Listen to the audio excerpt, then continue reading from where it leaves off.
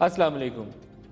طالبان کے ساتھ کمیٹی کا کہنا یہ ہے کہ جلدی خوشخبری سنائیں گے۔ وہ خوشخبری کیا ہو سکتی ہے؟ دو طرح کے پاکستان میں لوگ موجود ہیں۔ ایک وہ ہیں جو یہ سوال کرتے ہیں کہ وہ فضل اللہ جس نے جنرل ثناء اللہ نیازی کو مارا تھا، یا وہ لوگ جنہوں نے 23 ہمارے ایف سی کے جوانوں کو مارا تھا، یا وہ گروپ جس کا کام یہی تھا کہ جیل بریک کر کے 250-300 لوگوں کو چھڑوا کے وہ سوچتے تھے کہ یہ اسلام کی خدمت کر رہے ہیں، ان کے ساتھ پیس ایگریمنٹ ہو جائے گی؟ یا وہ لوگ جن کے اوپر شبہ ہی یہی ہے کہ ان کو سرحد پار سے دوسری طرف سے مدد مل رہی ہے؟ دوسرا ایک پاکستان میں مکتبہ فکر وہ ہے جن کا خیال یہ ہے کہ ان میں سے بہت سارے وہ لوگ ہیں جن کے ساتھ بات چیت کے ذریعے ان کو مین سٹریم کیا جا سکتا ہے اور بغیر گولی چلائے امن آ سکتا ہے۔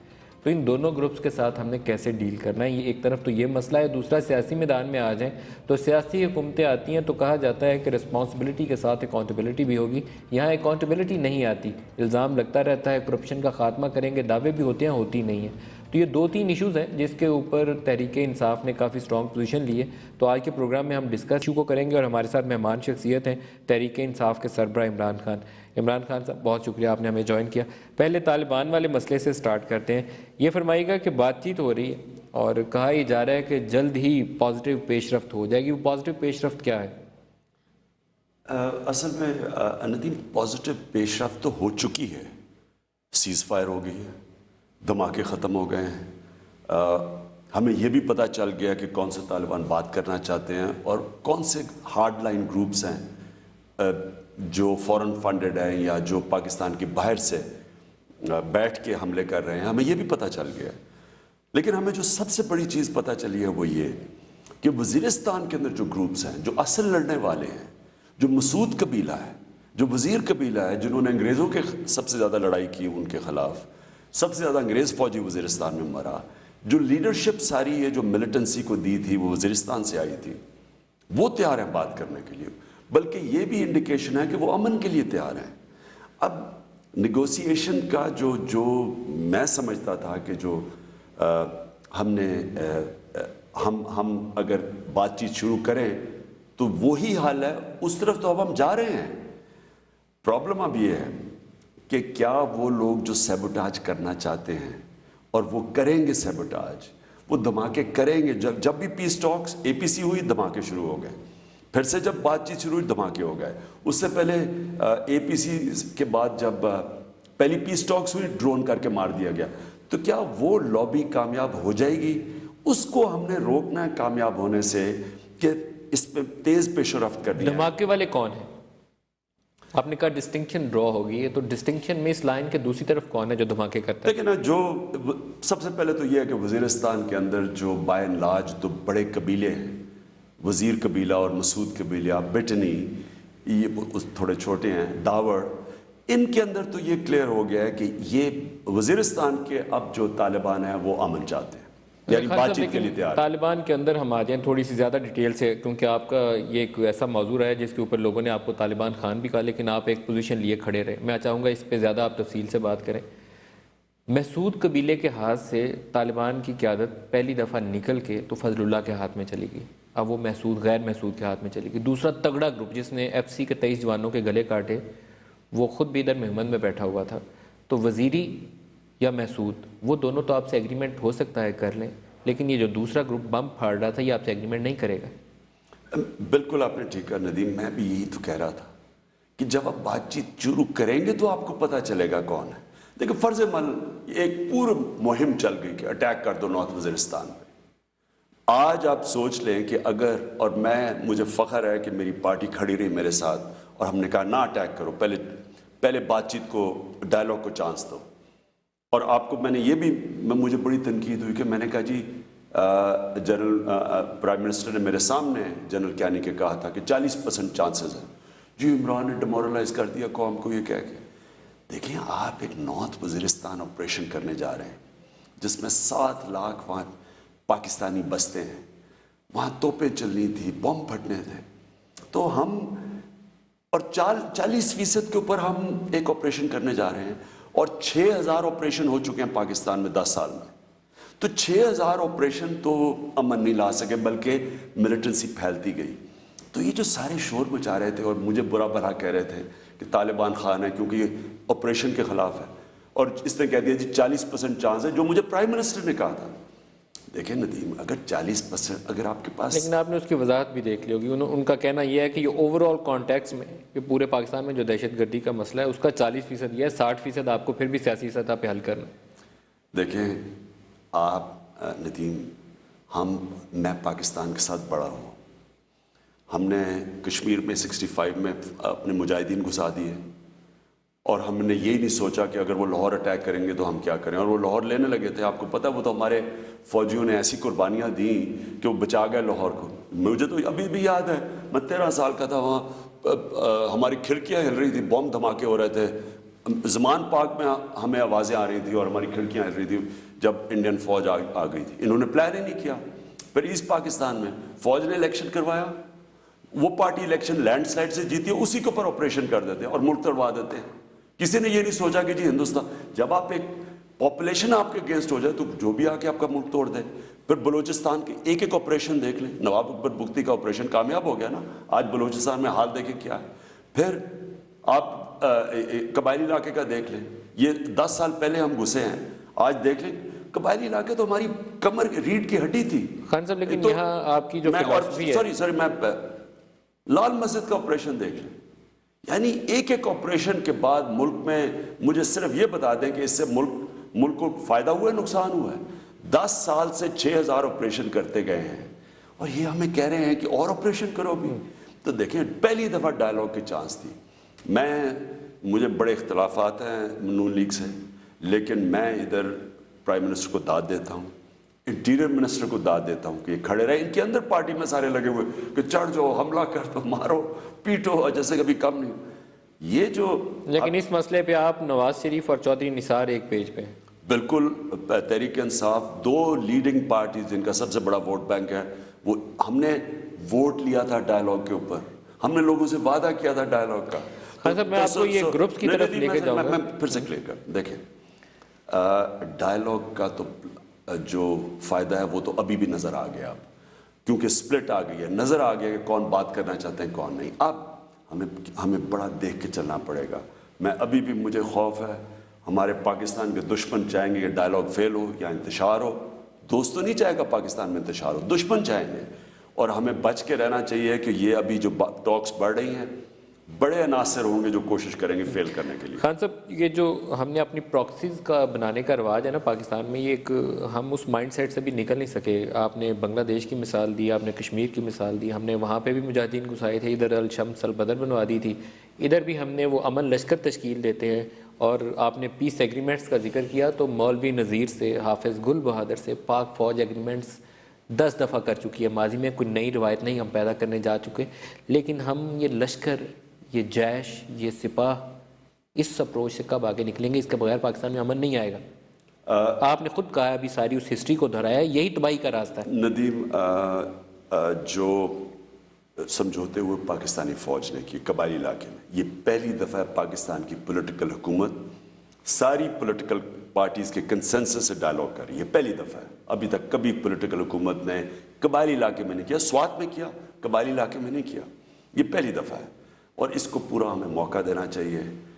ہمیں جو سیبوٹاج کرنے والے لوگ ہیں ان سے بچنا چاہیے، اور آپ کی جو بات ہے پراکسیز کی، ملیٹنٹ گروپس کی، یہ بالکل وقت آ گیا کہ پاکستان اپنے ماضی میں دیکھے ہم نے کیا کھویا کیا پایا، ہم نے کیا غلطیاں کی، ان غلطیوں کا صحیح انالیسز ہونا چاہیے، اور آگے سے سوائے اپنی ملک کی سیکیورٹی فورسز کے کسی کو ہتھیار، ہمیں کسی گروپ کو ہتھیار نہیں دیتے۔ کیا آپ جب نواز شریف سے پاکستان کے اندر یہ ایک براڈر فریم ورک ڈسکس کرتے ہیں کانٹر ٹیررزم کے حوالے سے، ان سے یہ کبھی سوال کیا آپ نے کہ پاکستان میں ہم نے لشکر جھنگوی کے ساتھ یا یہ جو جے سپاہ ہیں ان کے ساتھ ان کا خاتمہ کیسے کرنا ہے؟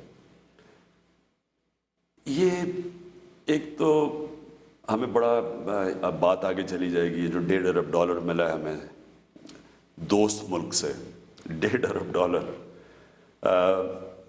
یہ جو ہم نے پیسے لے کے اپنے ملک کی تباہی مچائی ہے وہ 80s میں شروع کی، ہماری گریت ریٹ اوپر گئی، پیسہ آیا مجاہدین کے لیے، ان کو ہم نے ٹرین کیا، CIA نے القاعدہ کو ٹرین کیا، Osama bin Laden CIA plane میں آئے پاکستان، یعنی یہ سارا ہم نے 80s کے اندر پیسے لیے، اپنے ملک کو استعمال ہونے دیا، ہم نے مجاہدین ٹرین کیے، اور پھر وہی انہی لوگوں کو جن کو مجاہدین تھا ٹرین کیا، ان کو ہیروز بنایا، انہی کو ہم نے پیسے لے کے امریکہ سے مشرف کے دور میں ان کو مارنا شروع لشکر جھنگوی کو کون فائنانس کر رہا ہے؟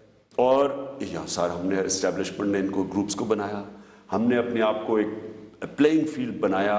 ابھی لشکر جھنگوی کو کون فنڈ کر رہا ہے؟ آپ نے اس پہ آواز اٹھائی تھی، نام لیا تھا جا کے کوئٹہ بلوچستان کے اندر، ابھی اس کو کون فنڈ کر رہا ہے؟ میں یہ جو $1.5 ارب ہے، مجھے خوف یہ ہے کہ یہ شیعہ سنی کی لڑائی کروائی جا رہی ہے انٹرنیشنلی، تقسیم کیا جا رہا ہے مسلمان ممالک کو، یہ بڑی خوفناک چیز ہے، اور مجھے خوف ہے کہ یہ $1.5 استعمال $1.5 ارب استعمال ہوگا ہمارے ملک میں شیعہ سنی کی لڑائی کروانے میں۔ آپ نے وہ CIA چیف کا بیان دیکھا ہے جس میں اس نے جان برینن نے کہا ہے کہ پاکستان کے اندر سے طالبان اور القاعدہ کی لیڈرشپ جو ہے وہ سیریا کے اندر جا رہی ہے؟ مجھے تو اس کا بھی اس نے ہاؤس آف ریپرزنٹیٹیو کے اندر پاکستان کا نام لے کے یہ بیان دیا ہے۔ مجھے یہی $1.5 ارب کا ڈر یہ ہے کہ ہم سیریا کے اندر کسی طرح استعمال نہ ہوں۔ ہمارا سٹانس بھی تھوڑا سا بدل گیا ہے، ہم نے کوئی ٹرانزیشنل حکومت کی بات کیا، ہمیں نیوٹرل رہنا چاہیے۔ ہمارا کیا لینا، جب دو مسلمان ممالک کے اندر لڑائی ہو رہی ہو ہم نیوٹرل رہے، بلکہ ہم لوگوں ان کو اکٹھا کرنے کی کوشش کریں بجائے سائڈز لے لیں۔ میں تھوڑا سا واپس آپ کو میں قبائلی علاقوں کی طرف لے آؤں۔ اگر محسود اور وزیر ٹرائب سے ہمارا ایگریمنٹ ہو جاتا ہے اور وہ گروپس جنہوں نے کنڑ اور نورستان میں بیٹھ کے پاکستان میں تباہی پھیلائی ہوئی ہے، یا جن کے اوپر ہمیں شبہ ہے کہ انڈیا اور افغانستان سے انہیں امداد ملتی ہے، ان کے اوپر ہم کیا کریں گے؟ کبھی وہ احرار الہند بن جائیں گے، کبھی وہ انصار الاسیر بن جائیں گے، کبھی کچھ اور بن جائیں گے، کیا کریں گے ان کے اوپر؟ اگر ہم جو اکثریت ہیں طالبان، اور جہاں میں تو وہ کہہ سکتا ہوں کہ جو مجھے رستم شاہ صاحب مومن جو ہمارے ریپرزینٹیٹیو ہیں انہوں نے جو مجھے بریفنگ دی ہے، اور جو انٹیریئر منسٹر نے کہا ہے، مجھے تو انفارمیشن یہ ہے کہ پاکستانی پنجابی طالبان، جو وزیرستان کے طالبان ہیں، سب امن چاہتے ہیں اس وقت۔ جو تھوڑے سے سپلنٹر گروپس ہیں جو آخر تک نہیں مانیں گے، میرے خیال میں ایک ہمیں ضرور ایک جس طرح نیلسن منڈیلا نے ساؤتھ افریقہ میں ٹروتھ اینڈ ریکنسیلیشن کی بات کی تھی، ہمیں ضرور پاکستان میں کرنا چاہیے، کیونکہ کئی ایسے گروپس ہیں وہ سمجھتے ہیں کہ انہوں نے کیونکہ مارے ہوئے ہیں لوگ، اور فوج کے لوگ مارے ہوئے ہیں، شہید کیے ہوئے ہیں، ان کو ڈر یہ ہے کہ ان کو چھوڑنا نہیں ہے انہوں نے، تو وہ اینڈ تک لڑنا چاہتے ہیں کہ وہ سمجھتے ہیں کہ آخر میں ان کو مارنا ہے۔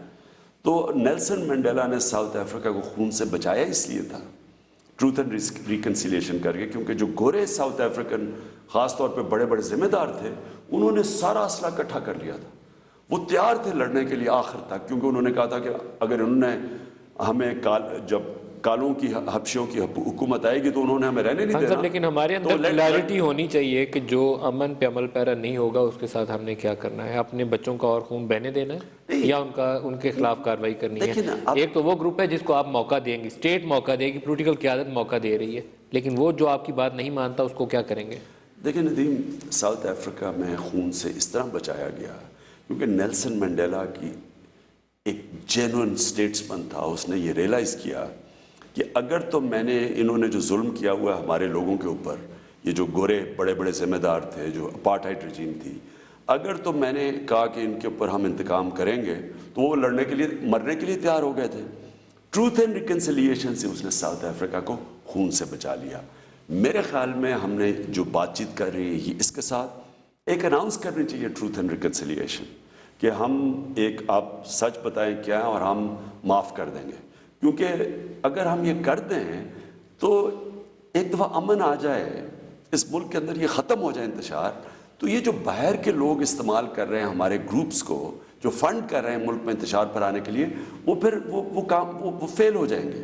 یعنی گندا پانی اب ہوتا ہے تو مچھر آتے ہیں، ہم وہ انوائرمنٹ ہی پیدا نہ کرنے دیں جدھر سے باہر کے لوگ فنڈ کر سکیں ان لوگوں کو۔ خان صاحب، لیکن میں آپ سے یہاں تھوڑا سا اختلافی رائے رکھتا ہوں، جو لوگ بینک لوٹ کے یا کڈنیپنگ فار رینسم کر کے اپنی اکانومی چلا رہے ہیں وہ آپ کے لا کو نہیں مانیں گے، آپ کو ان کے لیے اپنا قانون استعمال کرنا پڑے گا، قانون کا اطلاق کرنا پڑے گا، ایٹ ون پوائنٹ آپ کو کھڑا ہونا پڑے گا۔ ہم نے 1 سال پہلے اپنے مینیفیسٹو کے اندر لکھا تھا کہ سب سے پہلے ڈس انگیج کریں امریکہ کی جنگ سے، وہ تو اب سامنے آ گیا ہے، اللہ الحق ہے، میں کہتا ہوں کہ اللہ سچ سامنے لے آتا ہے، آج سامنے آ گیا ہے کہ ایک ڈیمانڈ اب طالبان کی آئی ہے کہ امریکہ کی جنگ سے نکلو، ایک ڈیمانڈ، کوئی نہیں کہا شریعت نافذ کرو بندوق کی نوک پہ، انہوں نے یہ نہیں کہا، ایک ڈیمانڈ کہ امریکہ کی جنگ سے نکلو۔ تو ہم نے کہا امریکہ سے ڈس انگیج کرو. 1 سال پہلے ہمارے الیکشن مینیفیسٹو میں تھا. نمبر 2 ڈائلاگ کرو, اور نمبر 3 آئسولیٹ کرو ان لوگوں کو جن کی آپ بات کر رہے ہیں, اور پھر ان سے ڈیل کر لو. وہ تو کہتے ہیں فوج بلا لیں واپس آپ قبائلی علاقوں سے, پھر فوج واپس بلا لی جائے. آپ کی سب سے بڑی طاقت, کیونکہ ایک رستم شاہ ممند نے مضمون لکھا ہے, اکبر احمد نے کتاب لکھی ہے دی تھورن اینڈ دی تھسل. آپ کوئی بھی قبائلی علاقے کے, ایاز وزیر صاحب مضمون لکھتے ہیں, دیکھیں جو چابی ہے نا قبائلی علاقے کے امن کی, وہ قبائلی علاقے کے لوگوں کے پاس ہے. آپ قبائلی علاقے کے لوگوں کو با اختیار کر دیں, یہ جنگ امن لے آئیں. وہ خود ہی, انہوں نے ہمیشہ 55 سال کبھی ایک پولیس کی چوکی نہیں ہے قبائلی علاقے میں, پرامن علاقہ تھا. سر اسے علاقہ غیر کہا جاتا تھا ان 55 لیکن سالوں میں, پرامن تھا. آپ مجھے, جو آپ کا کرمنل تھا چھپتا وہاں تھا, وہاں پناہ لیتا تھا. آپ اگر یاد رکھیں کہ قبائلی علاقے کے جو لوگ تھے, انہوں نے ہمیشہ پاکستان کے اندر قبائلی علاقے میں بھی امن, اور ہمیشہ پاکستان سب سے تکڑے پاکستان تھے. 48 میں لڑے کشمیر میں جا کے, 65 میں اپنے لشکر بھیجے پاکستانی فوج کے ساتھ لڑنے کے لیے. ہمیں کوئی وہاں, ہمارا کوئی ایکسپینس نہیں تھا, یعنی نہ کوئی بارڈر پوسٹ تھی, یہی علاقہ تھا. تو اس کو ہم نے نہ وہاں ڈیولپمنٹ کی, نہ تعلیم دیا. یہ تو ہماری غلطی ہے. خیر صاحب, یہ ہماری ایک سوچ تھی جسے ہم اسٹریٹجک ڈیپتھ کہتے ہیں. ہم نے یہ لشکر بننے دیا. میں نے اسی لیے لشکروں کے اوپر آپ سے سوال کیا تھا. میں نے اسی آپ پرائیویٹ آرمیز کو الاؤ نہیں کر سکتے. میں نے آپ کو کلیئرلی کہا کہ کوئی ملک اپنے منوپلی صرف ہتھیاروں کی آپ کی سیکورٹی فورسز پہ ہونی چاہیے. کوئی لشکر ملک اپنے ملک میں اجازت نہیں دیتا. آپ جس وقت یہ لشکروں کو اور یہ جو بڑے بڑے گارڈز لے کے پھرتے ہیں لوگ, آپ یہ الاؤ کریں گے, جب آپ بندوقیں پکڑا دیں گے لوگوں کے ہاتھوں میں, وہ امن کیسے آئے گا؟ تو آپ سپورٹ کر رہے ہیں کہ قبائلی علاقے سے پھر فوج واپس بلا لی جائے, آپ اس چیز کے حامی ہیں؟ نہیں, کلیئرٹی چاہتا ہوں. آپ گریجولی آپ بلائیں گے. شروع میں قائد اعظم نے قبائلی علاقے سے فوج واپس بلائی تھی. لارڈ, وہ جو گورنر جنرل تھا وہاں کا, لارڈ میکارتھی, وہ خاص اس کو بلایا انہوں نے انگلینڈ سے, اس سے ایڈوائز لی. اس نے کہا کہ فوج بلاؤ, ہمیں آج تک کوئی مسئلہ نہیں پڑا. لیکن یہ پوائنٹ آف ویو آپ کا طالبان والی ڈیمانڈ سے میچ کر رہے ہیں, وہ مطالبہ کر رہے ہیں, آپ اس چیز کو سپورٹ کر رہے ہیں. جب امن آ جائے گا تو آپ کو فوج کی ضرورت کیا وہاں بھجوانے کی؟ آپ کی, ہمارے 55 سال تو فوج نہیں تھی وہاں. یہ تو 2004 میں مشرف نے فوج بھیجی ہے وہاں, اور سب سے بڑی حماقت کی فوج بھجوا کے, کیونکہ یہ ہمارے لوگ تھے. آپ کو پتہ ہے کہ القاعدہ کے 600 القاعدہ کے پیچھے ہم نے فوج بھیج دی امریکہ سے پیسے لے کے. 400 سے 600 القاعدہ تھا, ہم نے فوج بھجوا دی. آج ہماری 1.5 لاکھ فوج وہاں کھڑی ہے. جو فورن نیشنلز وہاں بیٹھے ہوئے ہیں, ازبکستان اسلامک موومنٹ کے لوگ ہیں, یوئیغرز ہیں, ازبکس ہیں, تاجکس ہیں, ان کا نکالنا ضروری نہیں ہے. وہ آپ کے قبائلی علاقے کے لوگ, سارے قبائلی علاقے کے اندر, آپ اگر وہاں کا چلے جائیں, ہمارا رواج یہ ہے, ایک گاؤں کے اندر ایک دوسرے گاؤں کا کتا بھی آ جائے تو پتہ چل جاتا ہے کہ کوئی آ گیا. وہاں تو کسی کو چھوڑتے نہیں ہیں. وہ اگر آپ ان کو بااختیار کر دیں, یہ ملٹری آپریشن کی وجہ سے وہاں کا نظام دھرم برہم ہو گیا ہے. جیسے ہی ہم یہ امن لے کے آئیں گے, قبائلی علاقے کے لوگ واپس اپنی زمین کو ریکلیم کریں گے, ان کی ذمہ داری ڈالیں. وہ خود ہی کوئی جو بھی نیک محمد والی ڈیل میں جو ناکام ہوئی تھی, یہ کنڈیشن تھی جس کے اوپر آ کے آپ کی سارے کولیپس ہو گیا تھا سیٹ اپ, کیونکہ فورن نیشنلز کو ایوکٹ کرنے کے لیے آمادہ نہیں ہوا تھا. مجھے یاد ہے 2004 فروری 8 تاریخ کو ڈیل سائن ہونے لگی تھی وزیرستان کے لوگوں سے کہ وہاں سے کسی کو نہیں جانے دیں گے افغانستان میں لڑنے کے لیے. 2008 فروری 2004 8 فروری کو 9 کو ڈیل سائن ہونے لگی تھی, انہوں نے اٹیک کر دیا. مشرف کے کہنے پہ اٹیک کر دیا, کیونکہ مشرف کے اوپر کوئی اٹیک ہوا تھا, اس نے کہا وزیرستان میں, اس نے جا کے فوج, اتنی بڑی حماقت کی تھی. آپ کو پتا ہے کہ اس ڈیل سے پہلے ہمارے اپنے قبائلی لوگوں نے 240 القاعدہ فوج کے حوالے کیے تھے. تو ہمیں ان کے تھرو کرنا چاہیے تھا. آپ خود ذرا مجھے بتائیں کہ 600 500 600 لوگوں کے پیچھے 1.5 لاکھ فوج کوئی بھجواتا ہے اپنے سارے 10 سال سے پھنسی ہوئی ہے, اور اس کا جو نقصان ہوا ہے پاکستان کو, $100 ارب کا نقصان ہو گیا, اس سے زیادہ. یہ پیسے کے پیچھے. ایک نئی کتاب آئی ہے, آپ کو موقع ملے پڑھیں, The Way of the Knife, ابھی آئی ہے. اس میں وہ ساری ڈیٹیلز دیتا ہے کہ کیسے پاکستان کو انہوں نے پھنسوایا, یا کیسے ہمیں پیسے دیے, پریشر بھی ڈالا اور پیسے دیے, ڈالر کے پیچھے ہمیں ان کی جنگ میں ملوث کیا. خان صاحب ایک چیز، آپ بہت سارے ایشوز پہ ایک پوزیشن لیے ہوئے ہیں اور شاید آپ کو یہی وجہ تھی کہ طالبان کا آپ کے اوپر اعتماد تھا، انہوں نے آپ کا نام بھی لیا کہ کمیٹی میں آپ بھی آ جائیے، وہ آپ نے اپنی سیاسی جو بھی مصلحت تھی آپ اس میں شامل نہیں ہوئے۔ پروفیسر اجمل خان جیسے لوگ ان کے قبضے میں ہیں، وائس چانسلر اسلامیہ یونیورسٹی پشاور، اور بھی ہیں، گیلانی صاحب کا بیٹا ہے، تاثیر صاحب کا بیٹا ہے، مطلب ایز اے گڈ ول جیسر میرے خیال میں آپ کو انہیں یہ تو کہنا چاہیے پروفیسر اجمل جیسے لوگ ہیں، ہمارے فوجی ہیں، ایف سی کے لوگ ابھی تک ان کے قبضے میں ہیں، ان کو تو چھوڑ دیں۔ بالکل یہ پہلی چیز ہونی چاہیے کہ پریزیڈنس ایکسچینج ہونا چاہیے۔ ایکسچینج آپ کو تو انہیں انکنڈیشنل کہنا چاہیے کہ چھوڑیں، پروفیسر اجمل خان کا کوئی قصور نہیں ہے۔ لیکن ان کی ایک ڈیمانڈ ہے، میں رستم شاہ صاحب کی اب بات کر رہا ہوں جو انہوں نے مجھے بتایا ہے، انہوں نے کہا کہ وہ کہتے ہیں ہمارے عورتیں اور بچے ہیں اور بوڑھے ہیں، نان کمبیٹنٹس، وہ کہہ رہے ہیں ان کو واپس کر دیں، اور میں سمجھتا ہوں کہ اس کے جو بھی، اور پروفیسر اجمل خان ان کو تو پکڑ آئیں گے، کیسے پکڑ سکتے ہیں پروفیسر کو؟ ویسے بھی ہمارے پرائم منسٹر سلمان تاثیر کے بیٹے، ان کو واپس کرنا چاہیے جو بھی پریزنس ہے یہ، بلکہ کانفیڈنس بلڈنگ میجر کا پہلا قدم یہ ہونا چاہیے۔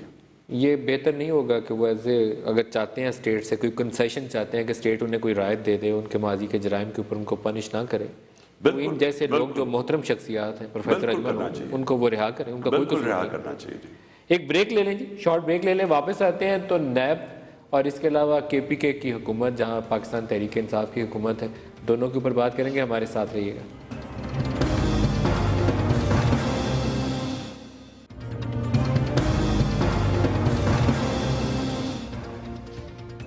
پروگرام میں دوبارہ خوش آمدید کہتے ہیں۔ عمران خان تحریک انصاف کے سربراہ ہمارے ساتھ ہیں۔ خان صاحب یہ فرمائیے گا کہ سیاسی حکومتیں اکاؤنٹیبلٹی کے معاملے کے اوپر اتنا بھاگتی کیوں ہیں؟ ہمارے ہاں یہ نظام بن نہیں پایا، ایک جرنیل نے بنایا تھا، اس کا بیڑا گرک بھی اسی نے کیا، نیب کا، سیاسی حکومت نے کیوں نہیں کیا؟ پچھلے 5 سال ابھی بھی کچھ نہیں ہو رہا۔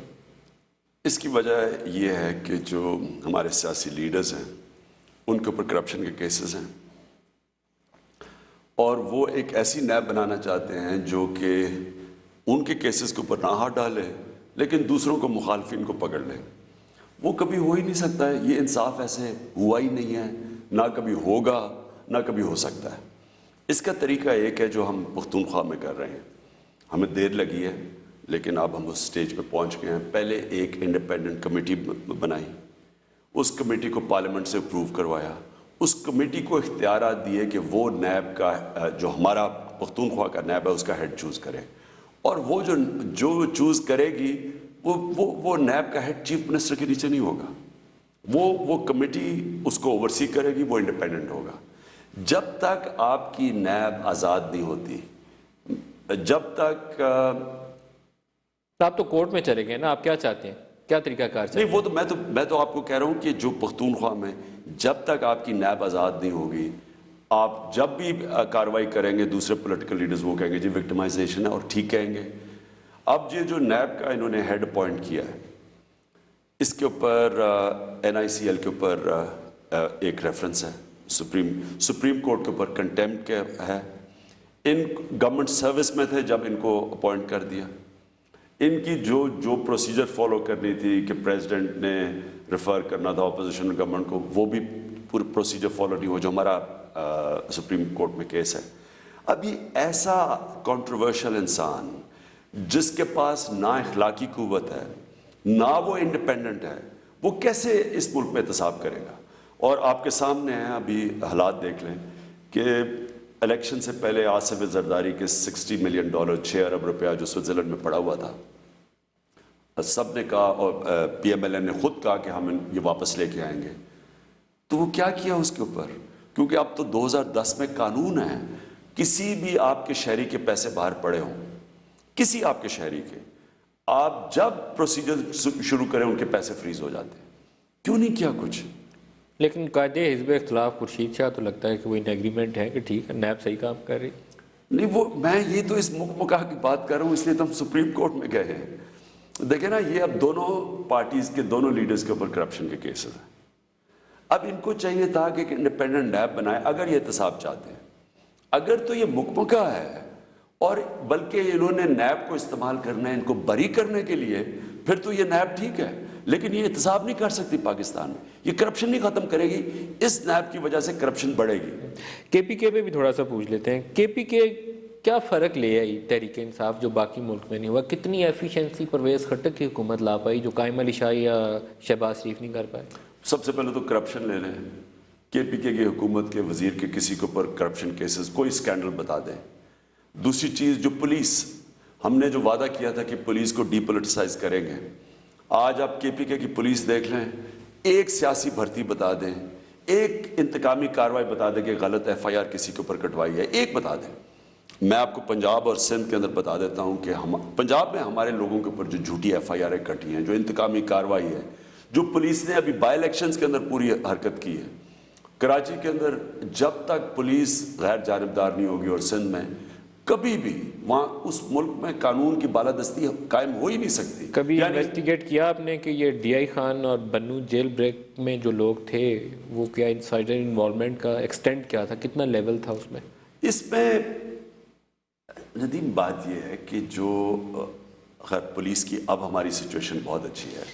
جب ہم کے پی کے اندر حکومت سنبھالی تو میں آپ کو بتاؤں کہ ایک سال کے اندر کے پی کے اندر 170 ٹیررسٹ اٹیکس ہوئے، تو سارے باقی تینوں صوبوں میں ملا کے 101 اٹیک تھے، تینوں صوبوں میں، کے پی میں 170 تھے، سب سے چھوٹے صوبے میں۔ تو پولیس اب تک 700 پولیس والے شہید ہو چکے ہیں 5 سالوں میں۔ تو پولیس کی جو موٹیویشن تھی وہ بہت نیچے تھی۔ تو جب بنو جیل بریک، وہ تو خیر اے این پی کے دور میں ہوا، ہمارے دور میں ہوا یہ ڈی آئی خان کا جیل بریک، لیکن پولیس یہ جو اس کی موٹیویشن نہیں تھی مقابلہ کرنے کے لیے یہ جو ملیٹنٹس ہیں۔ آپ یہ دیکھ لیں اسلام آباد کے اندر، کیپٹل ٹیریٹری کے اندر دیکھ لیں، وہاں کتنے 47 پولیس والے تھے، میرے خیال میں 47 پولیس والے تھے کچہریوں میں۔ سارے ڈیوٹی پہ نہیں تھے؟ نہیں 47، کیونکہ اکاؤنٹیبلٹی ہماری ایسی ہے، نظام ایسا ہے ہمارا۔ جو 47 پولیس مین کی ڈیوٹی تھی، 5 گولیاں چلائی ہیں انہوں نے، اور وہ 40 منٹ تک گولیاں، اور کوئی کہتا ہے 4 تھے یا 6 تھے۔ تو خود اندازہ لگا لیں کہ پولیس کی اس وقت جو سٹیٹ ہے اور جو ملیٹنسی ہے، آپ یہ نہ ایکسپیکٹ کریں کہ پولیس ان کا مقابلہ کر سکتے۔ حالانکہ ہم کے پی کے اندر ایک سیاسی نظام میں یہ بھی ہوتا ہے نا خان صاحب کہ وہ آپ 4-6 ماہ بعد، سال بعد ایویلویٹ کرتے ہیں کہ کس منسٹری نے اچھا کام کیا، کس وزیر نے بہتر کام کیا، اس کو بہتر موقع دینا، یا جو نہیں کر پایا اس کو پیچھے کر دیتے ہیں۔ یہاں تو ہمارے یہاں رواج اور ہے نا، باپ بیٹا، بھائی بھتیجا، بیٹی بہنوئی، داماد، اس سے ہم باہر نہیں نکل پڑتے۔ کے پی کے میں آپ نے کچھ کیا پرفارمنس ایویلویشن، کوئی تبدیلی کی لوگوں کی؟ کتنے پارٹی کے لوگ آپ نے قابل ہیں، کتنے نالائق ہیں؟ بالکل کیا، 6 مہینے کے بعد ہم نے پورا ایویلویٹ کیا، اور کل ہماری کیبنٹ انشاءاللہ ری شفل ہو رہی ہے۔ کل کے پی کے میں کیبنٹ ری شفل ہوگی؟ جی ہو رہی ہے، اور based on performance reshuffle ہے یا پرفارمنس کے اوپر، دوستی کی بنیاد کے اوپر؟ آپ دیکھیں گے کہ پرفارمنس کے اوپر ہے، کیونکہ ہم ایک ایسی منسٹری دینے لگے ہیں اپنے کولیشن پارٹنر کو جو کہ بہت اہم منسٹری ہے۔ ان کی اتنی تو حالانکہ بڑا پریشر تھا کہ وہ تحریک انصاف کے اندر ہی رکھا جائے، لیکن ہم نے میرٹ کے اوپر دیکھا کہ کون بہتر پرفارم کر رہا ہے اور اس کے مطابق ہم نے منسٹری دی ہے۔ آپ کا خیال ہے کہ اس سے حالات کے پی کے میں آئندہ آنے والے دنوں میں پرفارمنس کے اوپر جو کویسچن مارک آتا ہے، لوگ سوال اٹھاتے ہیں، وہ بہتر ہو جائے گا؟ کیونکہ آپ کی پشاور گو اس میں پی ٹی آئی رسپانسبل نہیں ہے انٹائرلی۔ کہا یہ گیا کہ پولیو وائرس ساری دنیا سے اس پشاور شہر سے نکل کے جا رہا ہے۔ تو وہ تو ابھی سے ایک دن میں تو ابھی سے نہیں، لیکن سٹنگ گورنمنٹ کی ذمہ داری بن جاتی ہے کہ اس کا حل ڈھونڈے۔ لیکن آپ نے ندیم یہ بھی سنا ہوگا کہ ورلڈ ہیلتھ آرگنائزیشن WHO کے ڈائریکٹر جنرل میرے یہاں ادھر بنی گال آ کے مجھے مبارک دی، جو صحت کا انصاف پروگرام ہے وہ ایک مثالی دنیا کے اندر پروگرام ہے۔ یعنی وہ سارے بل گیٹس کی مجھے مبارکی آئی کیونکہ وہ پولیو کیمپین ہیڈ کرتے ہیں، WHO کی، اور ایک اور انٹرنیشنل آرگنائزیشن ہے جو مانیٹر کرتی ہے۔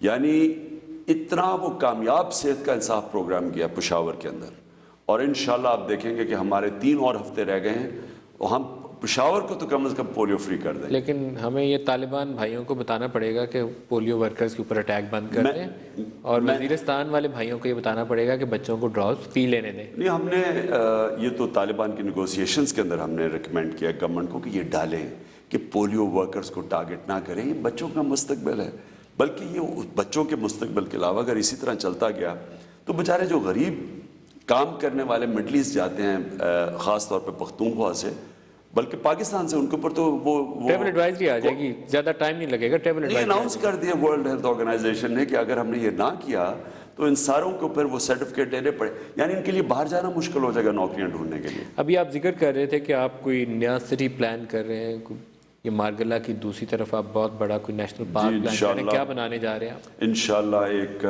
ماڈل ریزورٹ، کیونکہ مری کا جو حال کیا ہے، ایک تو گلیات کو ہم ٹھیک کرنے لگے ہیں، انکروچمنٹس ہیں وہاں، اور وہاں پوری ویسٹ ڈسپوزل انشاءاللہ جب اگلی گرمیوں میں لوگ جائیں گے تو ان کو فرق نظر آئے گا، لیکن ایک نئی ریزورٹ بنانے لگے ہیں انشاءاللہ یہاں مرغلا کی دوسری طرف۔ وہ ہم نے ایک جگہ لوکیٹ کی ہے، 4000 فٹ پہ ہے گرمیوں سردیوں کے لیے، لیکن وہ ایک ماڈل بنائیں گے جس کے اندر لوگوں کو پتہ چلے گا پلاننگ، ٹاؤن پلاننگ ہوگی، کدھر گھر بنا سکتے ہیں، گرین ایریاز کدھر ہیں، یعنی ایک ایکالوجی دیکھ کے، یعنی انوائرمنٹ دیکھ کے۔ تو انشاءاللہ وہ ایک تو وہ میری خواب ہے ایک ریزورٹ کا، اور ایک انشاءاللہ نیا شہر بنانے لگے ہیں۔ وہ کہاں پر؟ وہ جیسی موٹر وے انٹر کرتا ہے کے پی کے اندر اس کے عام طور پر جہاں اس طرح کی اسکیم بننے لگے وہاں حکومتی پارٹی کے لوگ پہلے زمینوں پہ قبضہ کر لیتے ہیں، تو it's a good opportunity for P T I workers کہ وہ دائیں بائیں جگہ دیکھ لیں۔ پی ٹی آئی نے ابھی کانفلکٹ آف انٹرسٹ لا آنے لگا ہے، کوئی اپنے اقتدار کی وجہ سے کوئی فائدہ نہیں اٹھا سکے گا، پاور کی وجہ سے، کانفلکٹ آف انٹرسٹ اسے کہتے ہیں۔ یہ پہلی دفعہ پاکستان میں قانون لانے لگے ہیں کہ ہم یہ بار کر دیں گے کہ کوئی پتہ چل گیا کہ کسی نے اس کا فائدہ اٹھایا، کیونکہ ہمارا ہوتا ہی ہے، پہلے پلان بنتا ہے، خفیہ پلان بنتا ہے، پھر زمینیں لے لی جاتی ہیں اور پھر اس کے اوپر پیسہ بنایا جاتا ہے۔ امریکہ اور تھوڑا سا مڈل ایسٹ کے اوپر پروگرام اینڈ کرنے سے پہلے دوبارہ آپ سے پوچھوں، 2014 بڑا کروشل ہے ہمارے لیے، یہاں سے امریکی فوجوں نے واپس جانا ہے، یہ ہمارا بارڈر جو ہے ہو سکتا ہے پہلے سے زیادہ ولنریبل ہو جائے، کیونکہ افغانستان اب شاید وہ والا افغانستان نہیں ہے جو 15 سال پہلے والا تھا، وہاں انڈیا نے بھی قدم جمائے ہوئے ہیں، کونسولیٹ بھی ہیں، افغان نیشنل آرمی بھی ہے، اسپل اوور ادھر سے ادھر زیادہ ہو سکتی ہے، پھر آپ کے اپنے گروپس ہیں جو ادھر بیٹھے ہوئے ہیں جو ادھر ہاتھ ملا سکتے ہیں، آپ کے لیے بہت بڑا تھریٹ بن سکتے ہیں، اس کے لیے کیا اسٹریٹجی ہمیں اپنانی چاہیے؟ اسٹریٹجی تو یہ بنانی چاہیے، اور ایک بڑا اچھا میں مضمون پڑھ رہا تھا، شاہین صبائی نے لکھا بھی ہے کہ دیکھیں ہمیں اگر تو ہم نے یہ نارتھ وزیرستان آپریشن کر دیا تو چانسز یہ ہیں کہ پہلے تو یہ بھی سارے اکٹھے ہو جائیں گے ملیٹنٹس، دوسرا یہ کہ جو حقانی طالبان ہیں وہ پرو پاکستان ہیں، اگر ان کو بھی، اور ظاہر ہے نارتھ وزیرستان آپریشن میں وہ بھی مارے جائیں گے، اور امریکہ اس لیے چاہتا ہے ہم کریں، تو ہم طالبان ان کو بھی خلاف کر دیں گے، ادھر ویسے ہی خلاف ہے، ناردرن الائنس اور انڈیا کا انفلوئنس ہے، تو یہ نہ ہو کہ ہم اس آپریشن کے بعد صرف افغانستان میں ہمارے دشمن رہ جائیں۔ اس لیے ہمارے بڑے انٹرسٹ میں ہے کہ ہم پرامن طریقے سے یہ بات کریں، اور اگر ہم امن قائم کر دیتے ہیں اور ہمارے تعلقات ٹھیک ہو جاتے ہیں، امریکہ نے جانا ہے چند مہینوں میں، تو ہمارا ایک انفلوئنس رہ جائے گا پوسٹ، جب امریکہ وڈرا کرے گا تو جو سیٹلمنٹ کرنی ہے افغانستان میں اس میں پاکستان کا انفلوئنس رہ جائے گا۔ انفلوئنس یعنی کہ ہم ایک لوگوں کو اکٹھے کرنے میں ہمارا ایک ہاتھ ہوگا۔ اگر ہم آپریشن کر دیتے ہیں ہم تو سب کو خلاف کر لیں گے۔ خان صاحب لیکن آپریشن کو بھی سائڈ پہ رکھ کے اگر ہم اسپل اوور کا سوچیں تو بہت بڑا خطرہ ہے، یہ ویسا ہی اسپل اوور ہے جو 89 کے بعد ہم نے دیکھا تھا، ویسا ہی تھریٹ دوبارہ بننے جا رہا ہے آپ کا، جیسے ہی امریکن فوج باہر نکلے گی آپ کی افغان نیشنل آرمی اس پوزیشن میں نہیں ہے کہ وہ افغانستان کو سنبھالا دے سکے، ادھر سے یہ پختون گروپ دوبارہ اٹھیں گے، دوبارہ یہ ہمارے ایریاز جو ہیں ان پہ ڈومینیشن آئے گی طالبان کی، ہمیں اس کے لیے انٹرنلی ورکنگ نہیں کرنی چاہیے اپنے آپ کو اسٹرینتھن کرنے کی؟ جو ہمیں ندیم نہیں ہونے دینا چاہیے وہ یہ کہ ایک افغان نیشنل آرمی جو زیادہ تر تاجک ہے اور طالبان جو پشتون ہیں ان کی آپس میں سول وار ہو جائے، لڑائی ہو جائے، یہ ہم نہیں چاہتے۔ انسرجنسی تو آئے گی نا، سول وار ٹائپ سچویشن تو ڈیولپ ہو جانی ہے، آپ کے پختون بیلٹ پوری جو ہے اس کے ساتھ ساتھ یہ کام لیکن اگر پاکستان ایک اپنا رول پلے کرے اور طالبان کی اگر جنگ نہ کرے جو یہ چاہ رہے ہیں ہمارے دشمن کریں، ہم اگر ان کے اوپر انفلوئنس ہو اور ہم پھر ان کو ہم ایک پارٹ پلے کریں وہاں پرامن سیٹلمنٹ کا، یہ پاکستان کے لیے آئیڈیل سچویشن۔ اگر ہمارا اتنا ہی انفلوئنس ہوتا تو ہمارے گھر میں امن کیوں نہ ہوتا؟ وہ اس لیے کہ ہم نے کسی اور کی جنگ لڑ رہے تھے، یعنی ہم تو کسی اور کے آرڈر پہ لڑ رہے تھے۔ میں اسود یار ولی کا ایک بیان پڑھا، انہوں نے کہا جی جب سوات آپریشن ہو گیا تو ہم نے بات چیت کرنے کی کوشش کی طالبان سے، پولیٹیکل سیٹلمنٹ کی، تو امریکہ نے ہمیں روک دیا اس سے۔ تو یعنی جو ملک ہم نے جب نیک محمد کو بات چیت کی تو امریکہ نے اس کو ڈرون مار کے مار دیا، ولی الرحمان نے بات چیت اس کو مار دیا، یہ حکیم اللہ کو اس کو انہوں نے مار دیا۔ تو کوئی فورس تھی جو یہاں امن نہیں چاہتی تھی، تو ہمیں امن تو کرنے ہی نہیں دیا انہوں نے۔ یعنی اب یہ پہلی دفعہ کوشش ہو رہی ہے، اور میں اس لیے سارے باقی میرے ان سے جو اختلافات ہیں وہ ایک طرف، لیکن یہ جو انہوں نے پریشر برداشت کیا ہے اور آپریشن کو نہیں ہونے دیا اور انہوں نے جو ڈائلاگ کیا ہے, یہ داد دینی چاہیے اس گورنمنٹ کو. سر لیکن یہ سارے گروپس جو تھے جن کو امریکیوں نے ان کے ہیڈز کو اب مار دیا کہ انہی گروپس کو بنانے کے لیے سی آئی اے نے کسی زمانے میں فنڈ بھی کیا تھا. ہم تو نہ اس وقت اپنے لوگوں کا مستقبل سوچا نہ آج سوچ رہے ہیں. دیکھیں جو پیسے لوگوں سے لے کے اور اپنے ملک کی تباہی کراتے ہیں, یہ ان میں اور میر جعفر اور میر صادق میں کیا فرق ہے؟ ہم وہ اپنی بدل کرسیاں بچانے کے گئے, آج لیے. ہم بدل گئے. میں اب یہ دیکھ رہا ہوں, میں دیکھنا جب چاہتا تک ہوں ہم یہ پراکسیز والی پالیسی خان صاحب نہیں نہ بدلیں گے, میں ان لوگوں سے متفق نہیں ہوں اس بات کے اوپر کہ یہاں امن آ جائے گا. جب تک آپ لشکر پالیں گے تب تک اس ملک میں امن نہیں آ سکے. یہ جو $1.5 ارب آیا ہے, مجھے بڑا خدشہ ہے کہ کہیں ہم پھر وہی گیم ریپیٹ نہیں کرنے لگے جو ہم نے 80s میں کی اور پھر مشرف کے دور میں کی, پیسے لے کے اپنے ملک کی تباہی کی اور اپنی کرسیاں مضبوط کر لیں, اپنے آپ کو بچا لیا, ملک کو تباہ کر دیا. آپ کو پتہ ہے کہ دونوں طرف کے گروپس کو فائنانسنگ آ رہی ہے, دونوں طرف کی سیکٹرین گروپس کی فنڈنگ باہر سے آ رہی ہے, اور یہ ہمارے پاس پوری ڈیٹیل اسٹیٹ کے پاس موجود ہے. یہ شیعہ سنی کی لڑائی 80s میں ہمارے سامنے کروائی گئی, جنگ باہر سے تھی, پراکسی وار پاکستان میں لڑی گئی, ابھی دوبارہ وہی تھریٹ موجود ہے. ہم نے اپنے آپ کو تباہی کروائی. اب مجھے خوف ہے کہ یہ جو $1.5 ارب ہے یہ ہمیں بڑا مہنگا پڑ سکتا ہے. یہ ایک $1.5 ارب ہے, دوسری طرف سے بھی پیسہ آ رہا ہے. دونوں طرف سے جب جو باہر لڑائی جو جنگ ہو رہی ہے مڈل ایسٹ کے اندر, یہ جو کروائی جا رہی ہے اور یہ کروائی جا رہی ہے باہر, ڈیوائیڈ ہے پورے مڈل ایسٹ میں. قطر ایک طرف کھڑا ہے, سعودی عرب دوسری طرف کھڑا ہے. ڈیوائیڈ اینڈ رول کیا جا رہا ہے پھر سے ہمارے سامنے ہے. پہلے ہوا ہے سارا ہندوستان میں انگریزوں نے قبضہ ہی ڈیوائیڈ اینڈ رول کر کے کیا ہے. وہ جب ٹیپو سلطان کو مارنا تھا تو انہوں نے نظام حیدرآباد کو ساتھ ملایا, مرہٹوں کو ساتھ ملایا اور پھر اس کو مارا. تو یہ ڈیوائیڈ اینڈ رول کے پھر بعد میں مرہٹوں کو مارا, پھر نظام کو انہوں نے نوکر بنایا.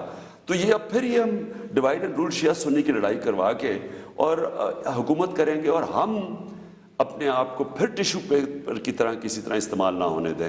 اور مجھے یہ $1.5 ارب کا خدشہ. جب انٹرنل سیکیورٹی کو ہم ڈسکس کرتے ہیں, کیونکہ آپ کا آج کل چودھری نثار سے انٹریکشن بہت اچھا چل رہا ہے, تو کبھی ان سے بیٹھ کے اس پہ بھی ڈسکس کریے کہ یہ جو سیکٹیرین آؤٹ فٹس ہیں, نام تو مذہب کا لیتے ہیں لیکن لوگوں کے گلے کاٹنے میں اب یہ سب سے آگے ہیں, ان کا خاتمہ سر فہرست ٹاپ پرائرٹی پہ رکھیے آپ. بہت بڑا ظلم ہے یہ سیکٹیرینزم, یہ تو بالکل اسلام کے خلاف ہے.